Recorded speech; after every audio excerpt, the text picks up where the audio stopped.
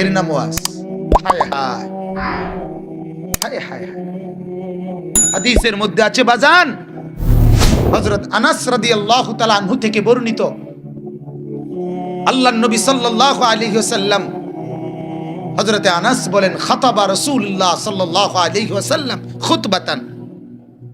হযরত আনাস বলেন, আল্লাহর নবী আমাদের মাঝে বয়ান করলেন, আর বয়ান করার কারণে ফাগাত্তা আসহাবু রাসূলিল্লাহ রুউসাহুম বুজুহাহুম ওয়া লাহুম খানিন।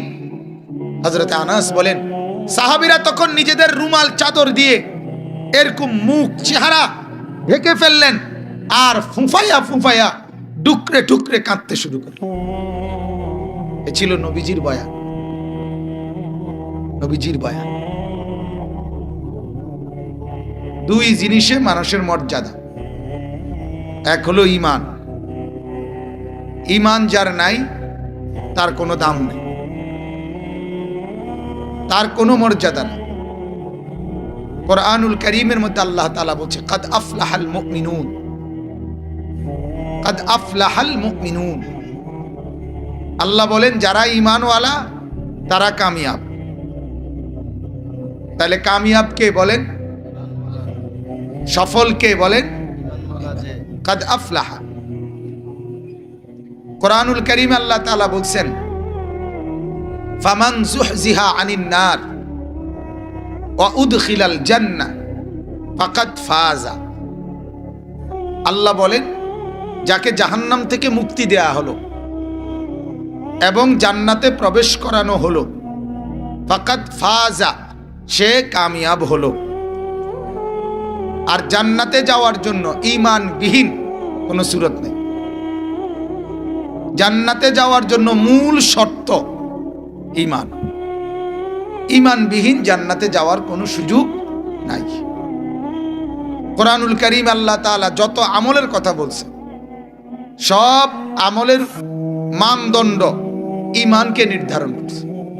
আগে ঈমান চাই, এরপরে সেজদা চাই, এরপরে রুকু, এরপরে নামাজ, বন্দিগি, সব কিছু আগে ঈমান।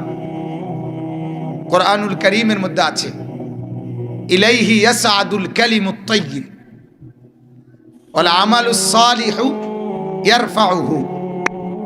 আল্লাহ বলেন, বান্দার প্রথম ঈমান আল্লাহর কাছে উপরে ওঠে,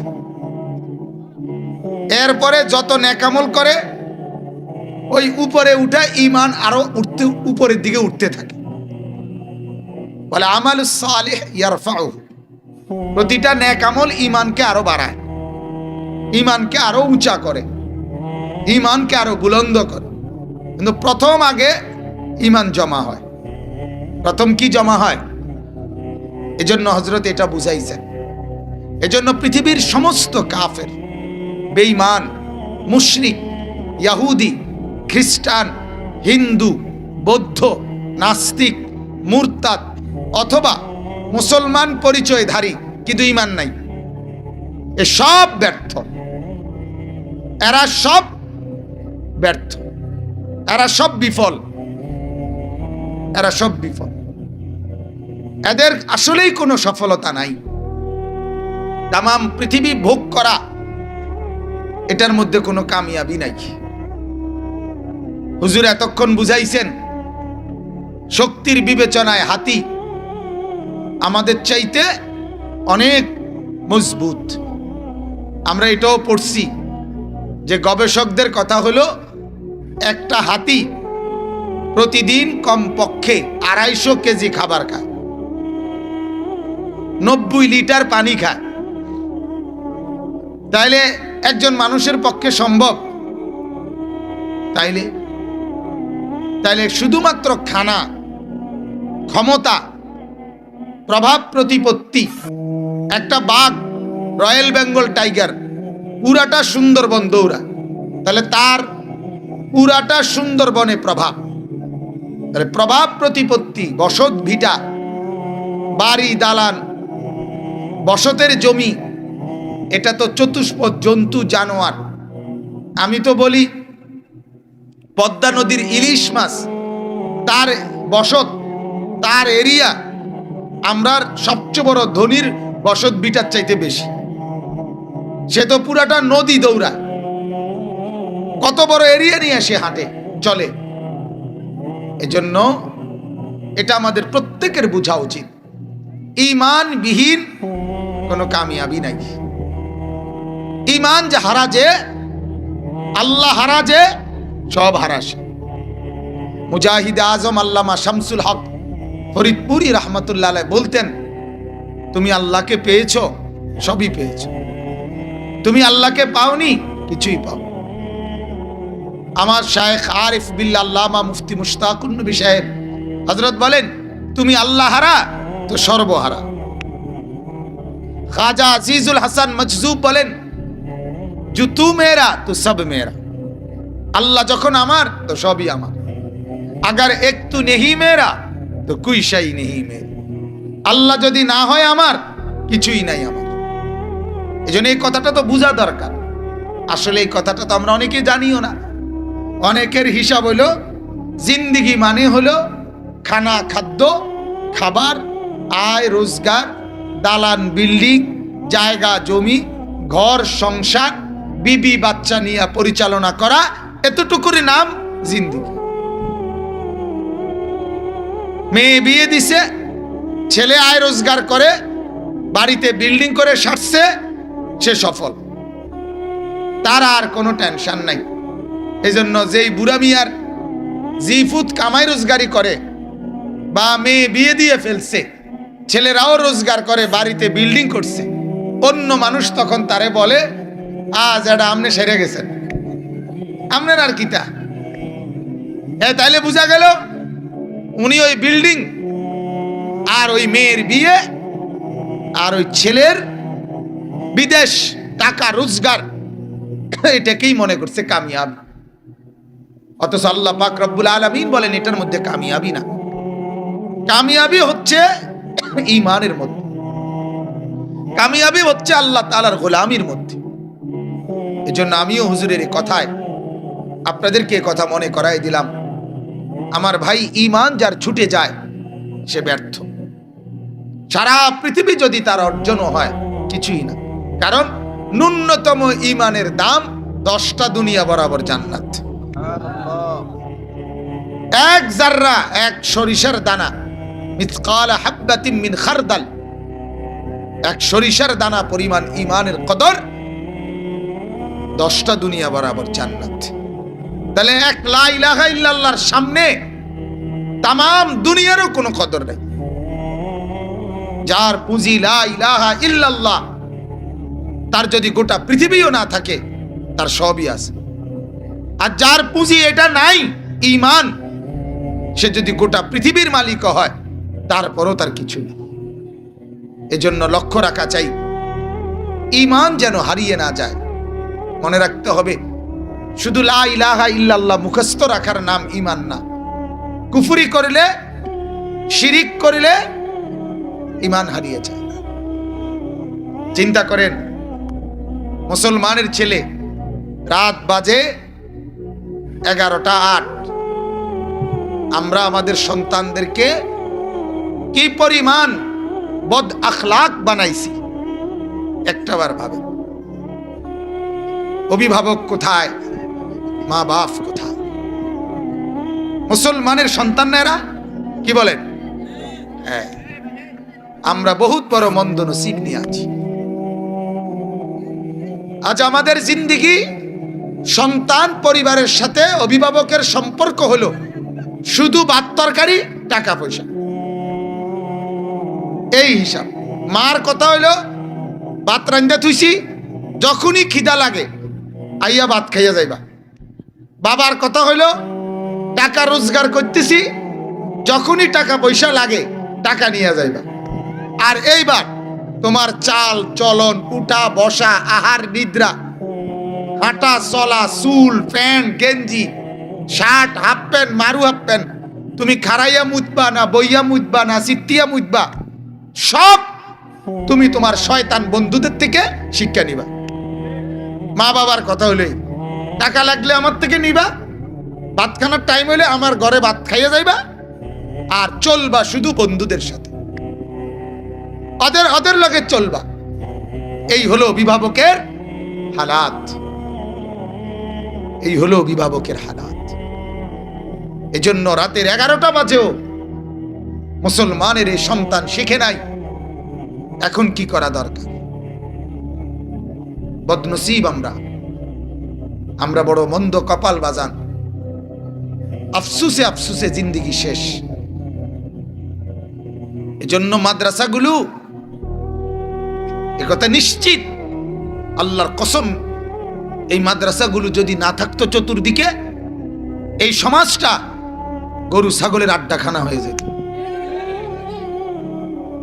অশ্লীলতার, বেহায়াপনার উলঙ্গ প্রদর্শনী হইতো।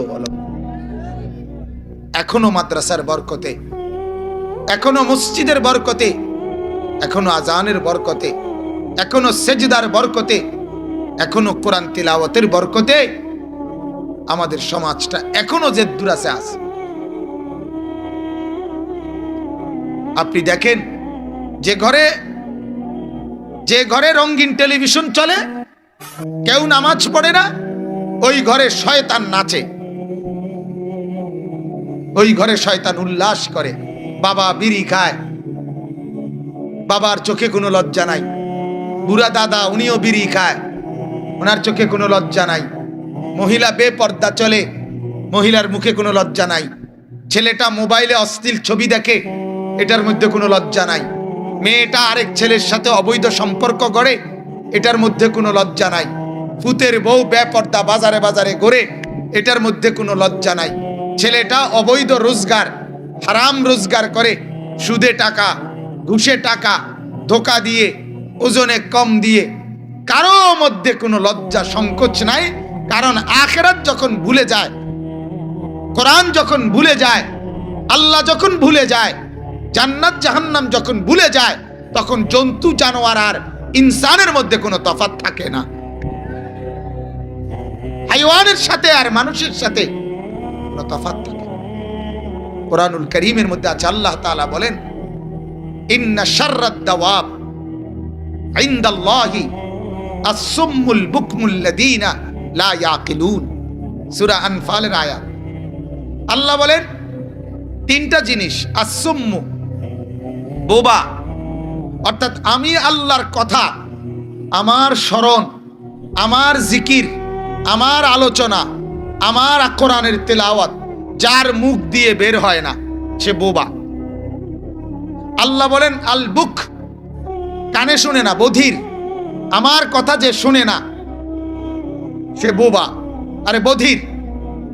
আর আল্লাযীনা লা ইয়াকিলুন, আমি আল্লাহর কথা যে ভাবে না দিমাগ দিয়া, আমি আল্লাহর কথা যে একটুও ভাবে না, এই 3টা জিনিস আল্লাহ বলেন আল্লাহর কথা বলে না, আল্লাহর কথা শোনে না, আল্লাহর কথা ভাবে না। কি কোন যারা সজাগ আছেন বলেন, 1 নাম্বার কি, 2 নাম্বার, 3 নাম্বার, আল্লাহর কথা বলে না, আল্লাহর কথা শুনে না, আল্লাহর কথা ভাবে না। আল্লাহ বলছে এরা মানুষ না, এরা সর্বনিকৃষ্ট জানোয়ার, শাররাদ দাওয়াব। তোরে আল্লাহ মানুষ বলতেও নারাজ, বেনামাজি, তোরে আল্লাহ মানুষ বলতেও নারাজ। মানুষ বলতো, সর্বনিকৃষ্ট মানুষ এটাও বলে না। এটাও করলেও তো সত্য, যত মানুষের কাতারে আছে, নাহলে ফিসি দিয়া। সর্বনিকৃষ্ট মানুষও বলে না, আইসো না, বেটকাইও না। লজ্জা থাকলে বেটকাইবার কথা না, শরম থাকলে বেটকাইবার কথা না। আকল যখন কমে যায়, হায়া যখন চলে যায়, তখন আল্লাহর কথা শুনলেও হাসি আসে। কারণ আমাদের দেশের কিছু ওয়াজের মূল উপাদানই হলো বেটকানি। কথা বুঝেন নাই? আমরা অনেকখানে মানুষ জমবে, হাসি, রসিকতা, ঠাট্টা, কৌতুক, তামসা, রং সং, কিচ্ছা, গল্প, বেটকানি, এর নাম ওয়াজ, এর নাম ওয়াজ। হায় হায় হায় হায় হায়। হাদিসের মধ্যে আছে বাজান, হযরত আনাস রাদিয়াল্লাহু তাআলা আনহু থেকে বর্ণিত, আল্লাহর নবী সাল্লাল্লাহু আলাইহি ওয়াসাল্লাম হযরতে আনাস বলেন খাতাবা রাসূলুল্লাহ সাল্লাল্লাহু আলাইহি ওয়াসাল্লাম খুতবাতান। হযরতে আনাস বলেন আল্লাহর নবী আমাদের মাঝে বয়ান করলেন, আর বয়ান করার কারণে ফাগাত্তা আসহাবু রাসূলিল্লাহ রুউসাহুম বুজুহাহুম ওয়া লাহুম খানিন। হযরতে আনাস বলেন সাহাবীরা তখন নিজেদের রুমাল চাদর দিয়ে এরকম মুখ চেহারা ঢেকে ফেললেন, আর ফুফায়া ফুফায়া ডুকরে ডুকরে কাঁদতে শুরু করলেন। এ ছিল নবীজির বয়ান, নবীজির বয়ান। আর আমার দেশের বয়ান হলো হাসি রসিকতা, ঠাট্টা মশকারি, কিচ্ছা কয়, দুনিয়ার অবাস্তব, অযৌক্তিক, বেহুদা বানোয়াটি কথা। মানুষ জমবে, 10 কোটি মানুষ জমুক, কিন্তু আল্লাহ পাক যদি বলে আমি গ্রহণ করলাম না, কি ফায়দা? কথা বলেন না কেন? 1,24,000 নবী অথবা 2,24,000 নবী, অথচ এই কোরআনুল কারীমের মধ্যে 25 জন নবীর নাম আছে, বাকিদের নাম কোরআনে নাই। পৃথিবীর কোন কিতাবে 10,000 নবীর নাম এক লগে নাই, 5,000 নবীর নাম একসাথে কোনো কিতাবে নাই। তাহলে এই যে লক্ষের চাইতে বেশি নবীদের নামে নাই, পৃথিবীর কেউ জানে না, তার কারণে উনারা নবী না। কথা বলেন না? হাজার লাখো আউলিয়া বুজুর্গ এমনও ছিল যারা পাহাড়ে জঙ্গলে জিন্দেগি শেষ করে ফেলছে, যাদের নাম পৃথিবী জানে না, তার কারণে তারা আল্লাহর ওলি না। তাহলে মানুষ জমার কি দরকার? লাখো মানুষ জমার কি দরকার? আল্লাহর কাছে গ্রহণযোগ্য হওয়া দরকার। এজন্য আমার বাপ, প্রত্যেকেই ফিকির করো। এই যারা বসছেন নওজোয়ান ছেলেরা, 12 বছর 14 বছর 16 বছরের মুসলমানের ছেলে, আহা জিন্দিগি হাঁটা চলা চলাফেরা দেখলে বোঝা যায় না কোনো লক্ষ্য উদ্দেশ্য আছে। কেন আসছে দুনিয়ায়, করতেছে কি, কোত্থেকে আসছে, কার কাছে যাবে, করে কি, খায় কেমনে, হাঁটে কেমনে, চলাফেরা করে কিভাবে, কিচ্ছুর কোনো আগামাতা নাই, কোনো শৃঙ্খলা, কোনো নিয়ন্ত্রণ নাই। মূল কারণ এটা কোরআন থেকে বঞ্চিত। আল্লাহর কসম, কোরআন থেকে বঞ্চিত যারা, তাদের স্থায়ী কোনো ফ্যান নাই, স্থায়ী কোনো গেঞ্জিও নাই, স্থায়ী কোনো চুলের মডেল নাই। আমরা যারা মাদ্রাসায় পড়ি, আমরা মাদ্রাসা 100 বছর পরেও আমগো ডিজাইন একই রকম এবং আগামীতেও একই রকম। আমরা একই আছি, একই থাকবো ইনশাআল্লাহ। আমরা 13 কিসিমের চুল বদলাই না। আমরা একবার সিবা ফ্যান, একবার ডোলা ফ্যান, একবার মারুয়া প্যান্ট, একবার সিবা ফ্যান, এত রং তামসা আমরা করি না, আমরা করি না। এটা মাদ্রাসার বৈশিষ্ট্য। আমি সব সময় বলি, মাদ্রাসা আলহামদুলিল্লাহ, মাদ্রাসা শুধু পড়ালেখা শিখায় না, মাদ্রাসা জিন্দেগি শিখায়, জীবন শিখায়, জীবন। কোরআনুল কারীম আল্লাহ বলছে, ইয়া আইয়ুহাল্লাযীনা আমানুস্তাজীবু লিল্লাহি ওয়া লির-রাসূলি ইযা দাআকুম লিমা ইউহয়িকুম। আল্লাহ বলে, ও ঈমানদার, আল্লাহর ডাকে সাড়া দাও, রাসূলের ডাকে সাড়া দাও, মানে কোরআন সুন্নাহ গ্রহণ করে নাও। লিমা ইউহয়িকুম, যদি কোরআন আর সুন্নাহ গ্রহণ করে নাও তাহলে জীবন পাবে। কি পাবে বলেন? হায়াত, হায়াত। এজন্য আমরা মাদ্রাসা জীবন গড়ি। আমরা 6 বছরের বাচ্চা, মাদ্রাসার বরকতে বাচ্চা চ্যালেঞ্জ করলাম, মাদ্রাসার 6 বছরের বাচ্চা দাঁড়াইয়া মতে না। মাদ্রাসা শুধু বাচ্চাকে আলিফ বাতাসা শিখায় না, বসে পেশাব করতে হয় এটা শিখায়, টয়লেট পেপার ব্যবহার করতে হয় এটা শিখায়, পানি খরচ করতে হয় এটা শিখায়। মাদ্রাসা বাংলা পড়াক আর আরবি পড়াক, অজু ছাড়া বাচ্চারে পড়াত বসতে দেয় না। কথা বুঝেন নাই? এটা আমাদের মাদ্রাসার বৈশিষ্ট্য। আমরা গর্ব করে বললাম, আমরা চ্যালেঞ্জ করে বললাম, আর আমরা নিজের চোখে বহুবার দেখছি 18 বছরের 20 বছরের দামরা খারাইয়া মতে। অথচ অনেক কিছু জানে না। কিসে? কিরে বেটা, তুই না বাংলা পড়ছ, অঙ্ক, পদার্থ, জীববিজ্ঞান, রসায়ন বিজ্ঞান, এত ফরা ফইরা কেমনে মুতন লাগে এইটাও জানো না? হ্যাঁ, মুতার পদ্ধতিটাও তো কইতারো না, কেমনে পেশাব করে এটাও তো কইতারো না। এটা মন্দ কপাল কিনা বলেন না কেন? অতএব মাদ্রাসা তালিমও দেয়, তারবিয়তও দেয়। মাদ্রাসা পড়াও শিখায়, মাদ্রাসা জীবনও শিখায়। বলেন আলহামদুলিল্লাহ। হাঁটা চলা, উঠা বসা, আহার নিদ্রা, সকাল দুপুর রাত, ঘর বাড়ি পরিবার ফ্যামিলি সবকিছু গড়ে দেয়, সবকিছু গড়ে দেয়। বলেন আলহামদুলিল্লাহ। আখলাক শিখায় দেয়। আমরা তো প্রায় বলি এ কথা, সারা বাংলাদেশের থানাগুলোতে চোর ডাকাত সন্ত্রাসী চাঁদাবাজি গাঁজাখোর ফেন্সিখোর বাবাখোর ডাইলখোর মদ্যপ জিনাকার ব্যভিচারীদের নামের লিস্টি থাকে থানাতে। থানার মধ্যে এগুলো থাকে লিস্টি, মোস্ট ওয়ান্টেড যেগুলো, এদের নাম দাম থাকে। এগুলো প্রকাশ করা হোক আগামীকাল। আপনারা দেখেন সারা বাংলাদেশে মাদ্রাসার নিয়মতান্ত্রিক পড়ালেখা করে আলেম হইছে, কোরআন সুন্নাহর ইলম শিখছে, এমন আছে কয়জন? খোঁজ নেন, আপনার নিকটস্থ থানায় খোঁজ দেন, দেখেন আপনি কি। বলেন আলহামদুলিল্লাহ। এজন্য হুজুর যে এতক্ষণ বলল নূরে মদিনা মানে মদিনার ইলম, মদিনার নূর সবচেয়ে বড় মদিনার ইলম, আর মদিনার ইলম মাদ্রাসায় বিতরণ হয়। বলেন আলহামদুলিল্লাহ। রাসূলুল্লাহর ইলম বিতরণ হয়। এজন্য কোরআন থেকে যারা বঞ্চিত, আল্লাহ থেকে যারা বঞ্চিত, ঈমান থেকে যারা বঞ্চিত, ইলম থেকে যারা বঞ্চিত, তারা আসলেই বঞ্চিত, তারা আসলেই বঞ্চিত, তারা আসলেই কিছু পেল না, তারা আসলেই কোনো অর্জন হলো না। আল্লাহ আমাদেরকে মাফ করে দেন, আল্লাহ আমাদেরকে বুঝ দান করে। জিব্রাইল শোনো, আমার ওই বান্দা, আল্লাহ পাক জিব্রাইলকে দেখাইয়া বলে, একে আমি ভালোবাসি, বা আহিব্বাহু, তুমিও তাকে ভালোবাসো। জিব্রাইল তখন বলে, আহবাবতু ইয়া রাব্বি, হে আল্লাহ আমি ভালোবাসলাম। এবার জিব্রাইল নিজে 7 আসমানের ফেরেশতাদের মধ্যে সমস্ত ফেরেশতাদের কাছে ঘোষণা করে জিব্রাইল যে এই লোকটা আহাব্বাহুল্লাহ, আল্লাহ তাকে ভালোবাসে, এবং আনা আহবাবতু, আমিও তাকে ভালোবাসি, বা আহিব্বুহু, তোমরা সব ফেরেশতাও তাকে ভালোবাসো।